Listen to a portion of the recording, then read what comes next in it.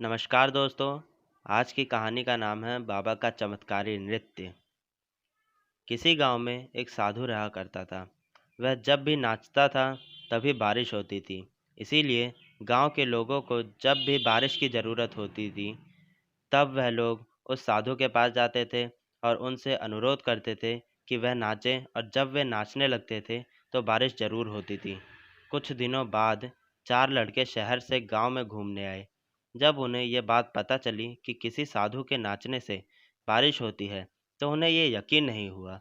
शहरी पढ़ाई लिखाई के घमंड में उन्होंने गांव वालों को चुनौती दे दी कि अगर हम भी नाचेंगे तो बारिश होगी, और अगर हमारे नाचने से बारिश नहीं हुई तो साधु के नाचने से भी बारिश नहीं होगी।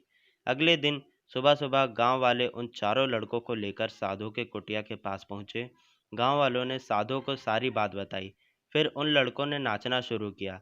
पहले लड़के ने नाचना शुरू किया। आधा घंटा बीत गया। फिर पहला लड़का थककर बैठ गया, पर बादल नहीं दिखे। कुछ देर बाद दूसरे लड़के ने नाचना शुरू किया और 1 घंटे बीतने के बाद वह भी थककर बैठ गया। बाकी दोनों लड़कों ने भी ऐसा ही किया, पर बारिश नहीं हुई। अब साधु की बारी थी। उसने नाचना शुरू किया। 1 घंटा बीत गया, बारिश नहीं हुई। साधु फिर भी नहीं रुका, वह नाचता ही रहा। नाचते नाचते 2 घंटा बीत गया, पर बारिश नहीं हुई। 4 घंटा बीत गया, पर बारिश नहीं हुई। लेकिन साधु तो रुकने का नाम ही नहीं ले रहा था।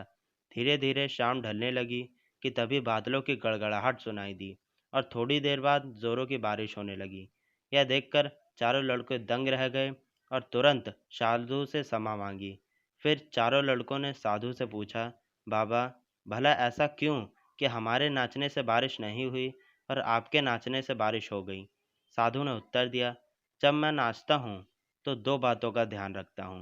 पहली बात तो ये, मैं सोचता हूँ कि अगर मैं नाचूंगा तो बारिश को होना ही पड़ेगा, और दूसरी ये कि मैं तब तक नाचूंगा जब तक कि बारिश ना हो जाए।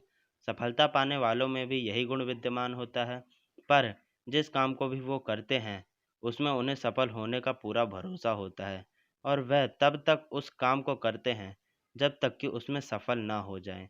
इसलिए अगर हमें सफलता हासिल करनी है तो इस साधु की तरह ही अपने लक्ष्य को प्राप्त करना होगा। धन्यवाद दोस्तों।